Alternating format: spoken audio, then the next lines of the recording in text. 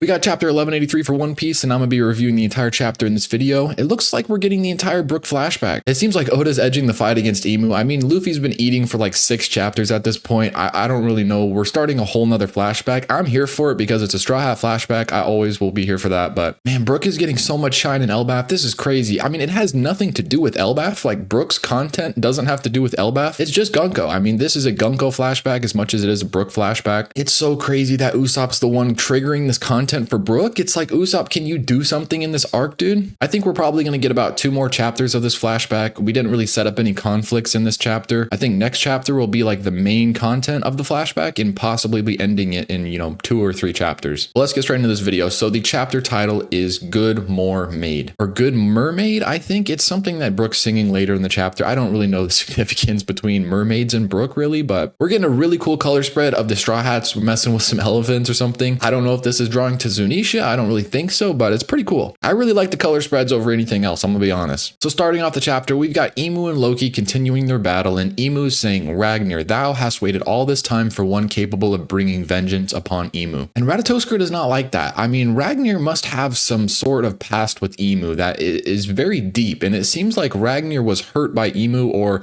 betrayed by Imu at some time, so they might have had a full falling out. But then Loki goes, what is he rambling about? I've never seen someone so resilient. I mean, is this Shanks downscale? Is this Imu upscale? I mean, Loki's supposed to have fought Shanks before, and he's saying Imu so resilient. I don't know. But Imu goes, Loki, Straw Hat Luffy, neither of ye could ever be Mu's soldiers. Mu will erase thee, just like Dozan. So maybe Imu's talking about the god of war. That's my thing, is that Imu was just talking about Ragnar wanting revenge for something. It's possible that, well, we know last chapter Imu was calling Nidhogg a traitor, so they were on each other's side at one point. Maybe Imu killed the god of war because he betrayed Imu or something like that, and now Ragnar's trying to get his get back. That could be it. I don't really know what else Imu's talking about. We get no context on this Dozan name, so it could literally be anything. But I mean, Imu's talking about the fact that Luffy and Loki won't become allies, so it could have been the previous Nidhogg user, considering Loki's not getting turned now. Maybe it was Joy Boy, maybe it was some other god, who knows. But now we've got Loki and Imu going in for an attack. Loki goes for a Ragnar Tujin Blades Heim, and Imu goes for a Sword of Wrath Graham. Imu makes like a giant sword polearm thing, and it clashes with Loki's double lightning strike. It looks like 2 lightning bolts are just shooting down from above. And that's all we're getting from Imu and Loki. I mean, this is the 2nd chapter in a row we've just gotten,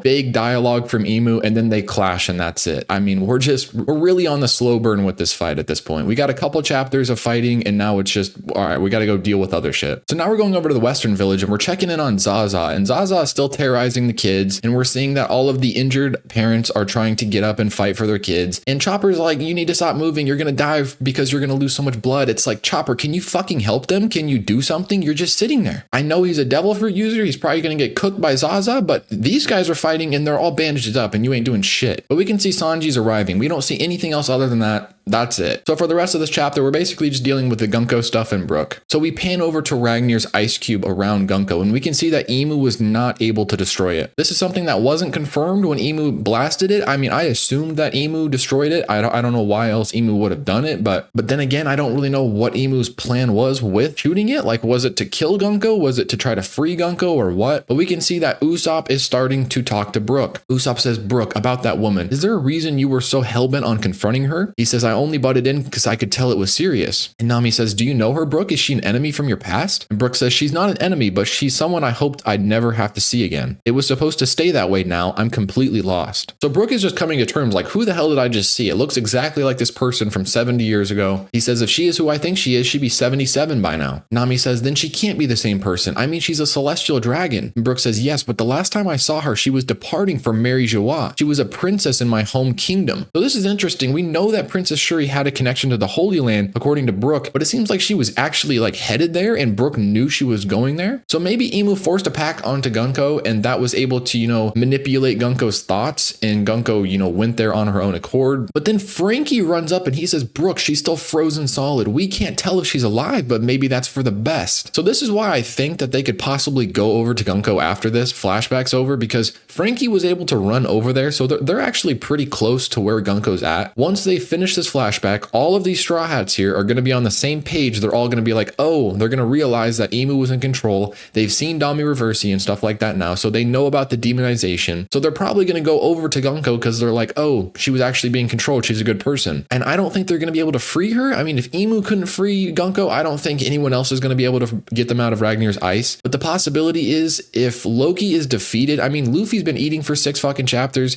He's going to have to fight Imu at some point. So if Loki gets defeated in this 1v1 versus Imu, what happens when Ragnar's defeated? What happens to his ice? Because I don't think Ragnar's ever been defeated. I mean, even against Loki for the Ragnar hammer, Ratatoskr just got like a bump on his head. He didn't actually get knocked out. But if Imu's able to like subdue Ratatoskr for some time, it could possibly release the ice. And that could even have implications for the people on Punk Hazard. Like, what if Imu defeating Ragnar is what releases the Galila giants on Punk Hazard? So this could maybe be the path forward for the rest of these Straw Hats that are just kind of off to the side. They're not doing anything. Maybe it could give Usopp a moment. I don't really know. But we continue with the conversation, and Usopp says, couldn't she just be a celestial dragon lookalike? None of this changes the fact that she came here to lay siege to Elbaf. This is pretty interesting. I mean, they're talking about the cloning. I mean, that is a real possibility. That's always been a possibility. That's been a theory about like who Shamrock was. Is he a Shanks clone? It could be something like that with Gunko, but I think what's more the case is that she has the de-aging factor, or she can't age like the Gorosei can't. But Brook says true, but she's the one who released our restraints, and we see a little flashback of when Gunko untied them once she regained control. So they're kind of like deliberating, oh, is she actually a good person? I mean, she did free us. Why would she do that? And then Brook continues, and then she turned back into a devil. It's almost like I witnessed 3 different personalities. Her original personality, the personality that saved us, and the demon form. So do you think she's being controlled? So this is talking about the original Gunko personality that we saw when she first came to Elbaf. This is the Gunko personality just mixed in with the bad thoughts, kind of like Harold when he was in the throne room. And then we have Gunko gaining back her original personality, and then we have Imu. Brook says, back then, I wouldn't have thought of such a possibility, but after seeing how people are turned into demons today, I can't reconcile the conflicting feelings swirling through my chest. So this is what I'm thinking. Either Damir Versi or some type of pact was put on Gunko, maybe even the king of this new kingdom we're about to get to. Something like that happened, and that caused all of the death and destruction in Asperia. We're going to get to that. So I'm thinking that they're going to realize that once they get through this flashback, and then all of these Straw Hats are going to be on the same page, and they're all going to want to go save Gunko. And Jinbei says, sorry if this is insensitive, Brook, but we need to know if she should be spared or killed. We can't make a move till you decide. Or what is Jinbei talking about? What do you mean they're going to kill? This is Oda. Oda, what are you doing? I know you're fucking kidding around. But now we're starting the Brook flashback, and he says there was once a kingdom that fell called Asperia.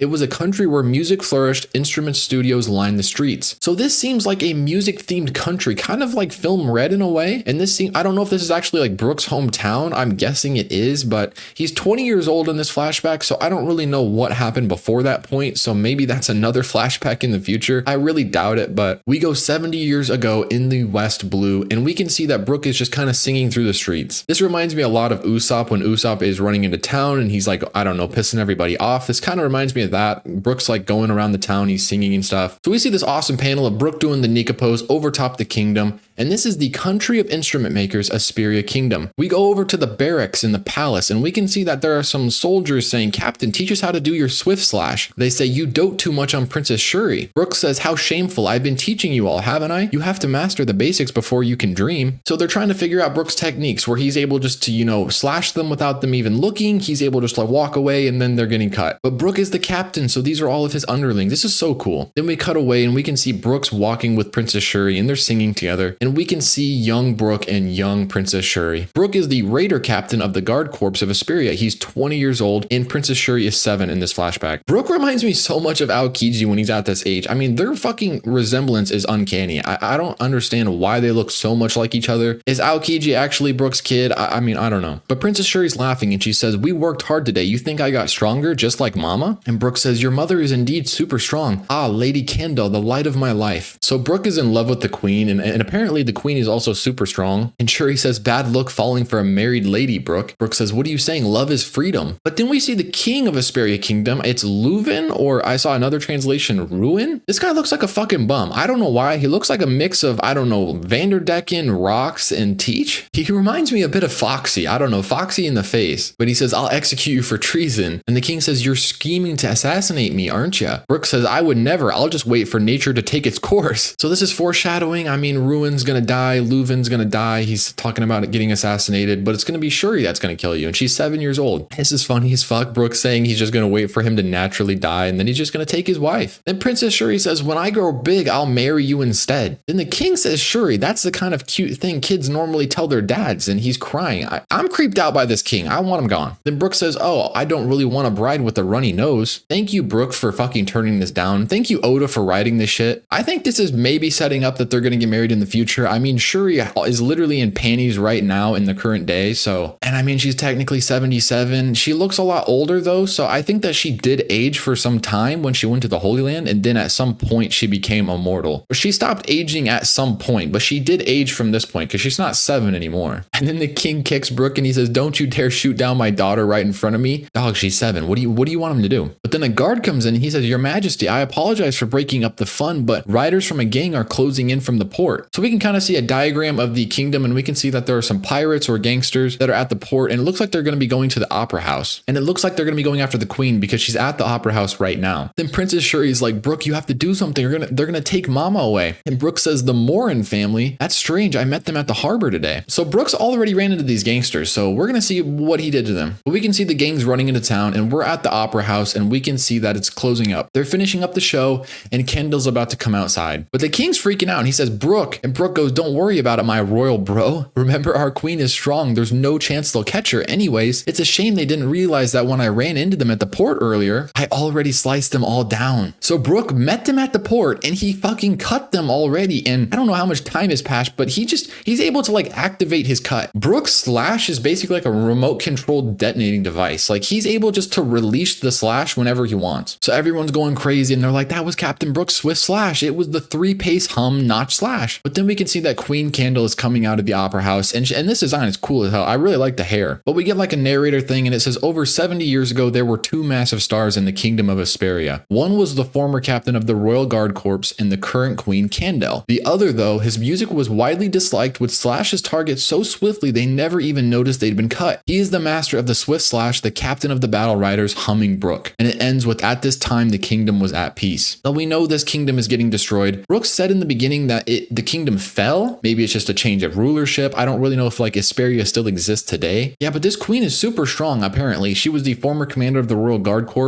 They're still withholding the last name, I think, because we haven't gotten a last name for the king, the queen, or Shuri. So I wonder if that has some importance. I mean, this queen looks very important. I mean, it's a really interesting, unique design. The king kind of looks like a bum, but this queen looks like really pristine. The outfit reminds me so much of Shamrock. Like the fucking resemblance between like Brook's outfit in this with their swords looks so much like Shamrock in the God's Knight. So I don't know if they took direct inspiration from this fucking queen or if this queen is possibly like part of the knights, because we know that the king dies. I thought that the queen was also going to die. Maybe she is actually in on it. I think that would be really crazy. And that would be like a big plot twist because I'm just expecting that everyone's going to die. I mean, Oda kills usually all these people in this flashback. So yeah, I'm really interested. This is looking pretty good. I'd like to know what you guys have to think about this chapter down below. This was a pretty long video, but if you enjoyed the video, please like and subscribe. That's all I got for today. See ya.